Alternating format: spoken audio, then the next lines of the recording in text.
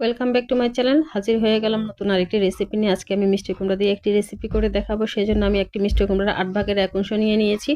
প্রথমে মিষ্টি কুমড়াটাকে ভালো মতো ছুলে পরিষ্কার করে নিচ্ছি। আমার মিষ্টি কুমড়াটা ছিলা হয়ে গিয়েছে। এরপর মিষ্টি কুমড়ার উপরের যে নরম এবং বিচির অংশটা আছে সেটাকে আমি ভালো মতো পরিষ্কার করে নিচ্ছি। তারপরে মিষ্টি কুমড়াটাকে আমি এখন ছোট ছোট পিস দিয়ে করে কেটে নিচ্ছি। যারা আমার ভিডিওটি দেখছেন প্লিজ ভিডিওটিতে একটি লাইক দিয়ে দিবেন এবং আমার চ্যানেলটিকে সাবস্ক্রাইব করে দিবেন। যারা এর মধ্যে আমার চ্যানেলটি সাবস্ক্রাইব করেছেন আপনাদের সকলকে অসংখ্য ধন্যবাদ। আমার মিষ্টি কুমড়াটা কাটা হয়ে গিয়েছে ছোট ছোট করে। এখন আমি একটা স্টিমারের ট্রে থেকে করে মিষ্টি কুমড়াগুলোকে ধুয়ে স্টিম করে নিব। এর জন্য আমি চুলার পাত্রে আগে পানি বসিয়ে দিয়েছি। পানিটি একটু গরম হয়েছে, স্টিমারে করে মিষ্টি কুমড়া দিয়ে ঢেকে দিয়েছি। এ ফাঁকে আমি একটা গাজরকে একদম গ্রেটারের ছোট অংশ দিয়ে মিহি করে গ্রেট করে নিয়েছি। প্রায় 6 থেকে 8 মিনিটের মতো সময় লাগবে মিষ্টি কুমড়াটা সিদ্ধ হতে। আপনারা চাইলে সরাসরি পানিতে দিয়েও কিন্তু সিদ্ধ করতে পারেন।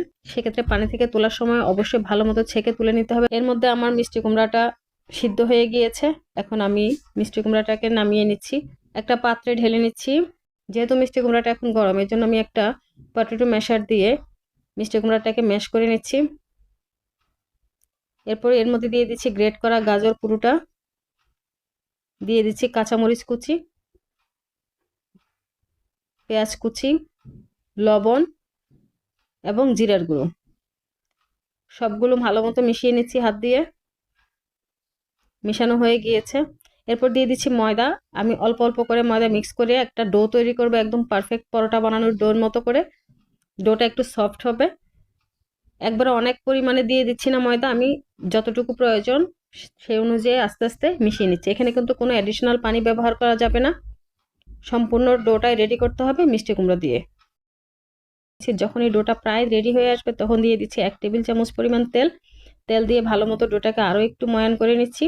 এরপরে হাত থেকে দেখেন সবগুলো ময়দা এবং অন্যান্য উপকরণগুলো হাত থেকে আস্তে আস্তে করে সে ডোর মধ্যে কিন্তু মিশে গিয়েছে এবং হাতটা ক্লিন হয়ে গিয়েছে।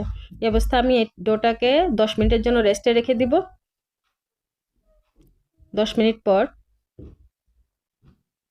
যেরকম পরোটা বানাতে চাই সেরকম লেচি কেটে নিচ্ছি। আমি এই টোটালটা দিয়ে আমি 7টা পরোটা বানাবো। 7টা লেচি কেটে নিয়েছি।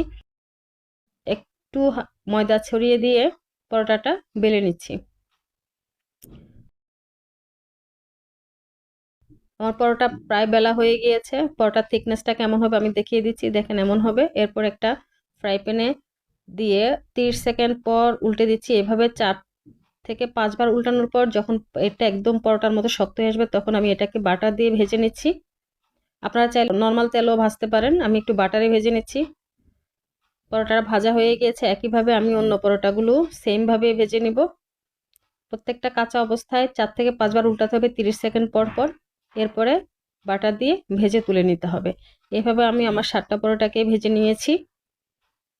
ব্যাস তৈরি হয়ে গেল মিষ্টি কুমড়ার পরোটা। কেমন লাগলো ভিডিওটি? ধন্যবাদ সবাইকে।